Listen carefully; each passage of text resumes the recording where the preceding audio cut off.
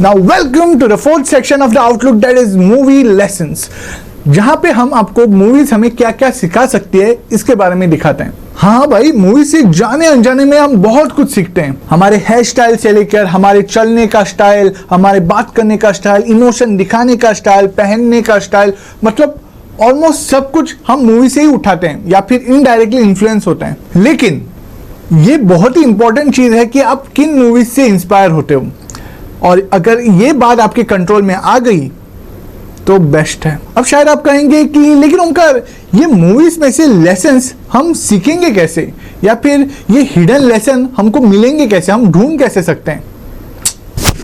बस कर दी ना पराये वाली बात।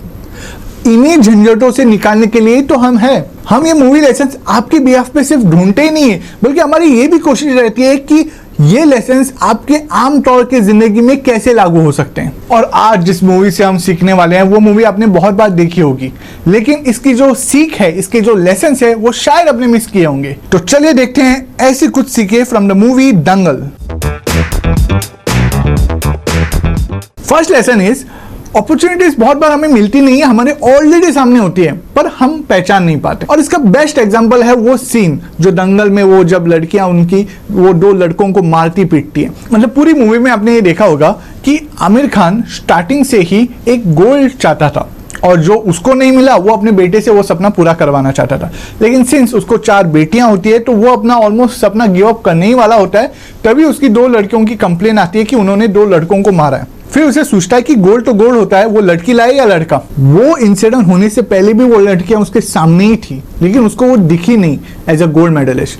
पॉइंट इज, बहुत बार हमारे लाइफ में भी मौका हमारे सामने होता है लेकिन हम पहचान नहीं पाते हैं। बहुत बार लगता है कि जब हमारे पास मौका आएगा या अपॉर्चुनिटीज आएगी हमें पता चलेगा। नहीं, बहुत बार ऑलरेडी मौका सामने होता है लेकिन हमें सिर्फ पहचानने की देर करनी होती है। So look around, you might find your opportunities. The second lesson is find ways to overcome the obstacles. जैसे आपने मूवी में देखा होगा, वो अपनी बेटियों को अखाड़े में लड़वाना चाहता था, लेकिन वो जो वहां के अखाड़े थे वो उनको लेना नहीं चाहते, इसलिए इसने अपने खेती के बीच में एक अखाड़ा तैयार किया। जब उसको वो सिंथेटिक गद्दे की फैसिलिटी नहीं मिल रही है ऐसा जब उसको लगा, तब उसने अपने घर से बेडशीट मंगवाकर वहां पे बिछाई और वहां प्रैक्टिस करवाने लगा। जब वो स्पोर्ट्स इंस्टीट्यूट ने उसको बोला कि आप मतलब इनको ट्रेनिंग नहीं दे सकते, तो वो ये सीरीज के थ्रू उनको ट्रेनिंग देने लगा।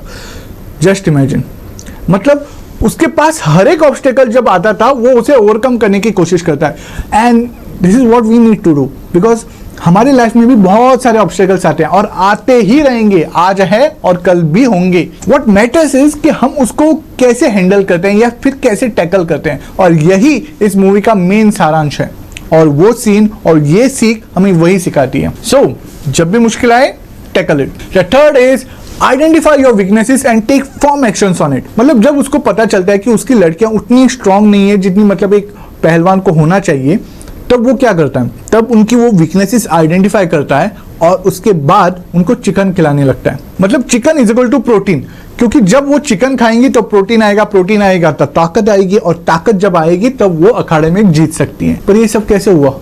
जब उसने वो वीकनेस आइडेंटिफाई की। हम भी हमारी लाइफ में, हम सबके पास वीकनेसेस होती हैं, मेरे पास है, आपके पास होगी, सबके साथ होती है, लेकिन अपनी खुद की वीकनेसेस आइडेंटिफाई करना भी एक आर्ट होता है। ऑब्वियसली आइडेंटिफाई करने के बाद उसको मतलब स्ट्रेंथ में कन्वर्ट भी करना है, लेकिन बहुत बार ये पहले स्टेप में ही मतलब लोग खत्म हो जाते हैं। वो आइडेंटिफाई नहीं कर पाते कि हम में भी कोई वीकनेसेस हैं, क्योंकि प्रॉब्लम का सोल्यूशन तब फाइंड आउट होगा जब पता चलेगा कि कोई प्रॉब्लम है। Fourth is go past your fears. मतलब जो भी हम काम करना चाहते हैं, जो बड़ा काम होता है, जो हमारी लाइफ में बहुत इंपॉर्टेंट होता है, शायद हम उसमें सक्सेसफुल भी हो सकते हैं या फेलियर भी हो सकते हैं, लेकिन ये काम शुरू करने से पहले डर बहुत लगता है। एंड डर इज वेरी कॉमन।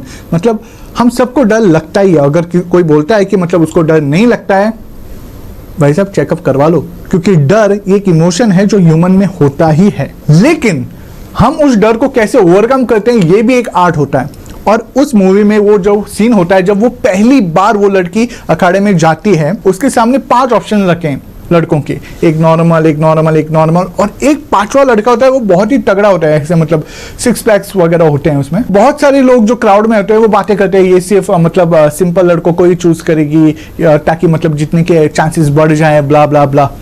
पर वो चूज करती है सबसे तगड़े वाले को। और जब उस तगड़े वाले को चूज करती है, आमिर खान के साइड में एक पर्सन रहता है, वो बोलता है कि गलत चॉइस की इसने इस तगड़े वाले को चूज करके बहुत बड़ी गलती की।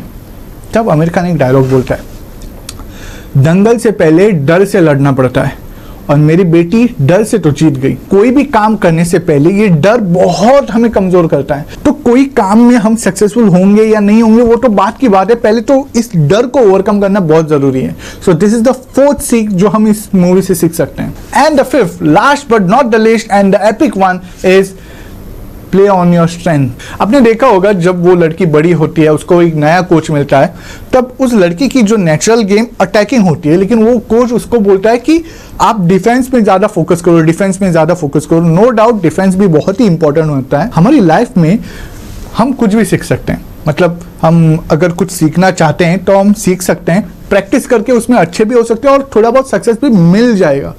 पर क्या होता है ना, कुछ चीजें हमारी अंदर नेचुरल होती हैं, मतलब हमने वो काबिलियत पाने के लिए ज़्यादा मेहनत शायद नहीं की होती, लेकिन इट्स नेचुरल लाइक, तो वो हमको भूलना नहीं चाहिए, उसको पकड़ के रहना चाहिए। ऑब्वियसली नई नई चीज़ें सीखनी चाहिए, उसको भी मतलब कन्वर्ट करना चाहिए हमारी स्ट्रेंथ में, लेकिन कुछ नेचुरल स्ट्रेंथ होती है तो उसको पकड़ के रहना पड़ता है। और वही आमिर खान उस कोच को बताता भी है कि आप द्रविड़ और सहवाग को अपने स्किल के ऑपोजिट खेलने के लिए बोलेंगे तो सहवाग सहवाग भी नहीं रहेगा और द्रविड़ द्रविड़ भी नहीं रहेगा। और ये पांचवी सीख है जो हम इस मूवी से सीख सकते हैं। सो these were the 5 lessons that we can learn from movie Dangal. Let us know about it if you have liked it, and अगले हफ्ते मिलते हैं।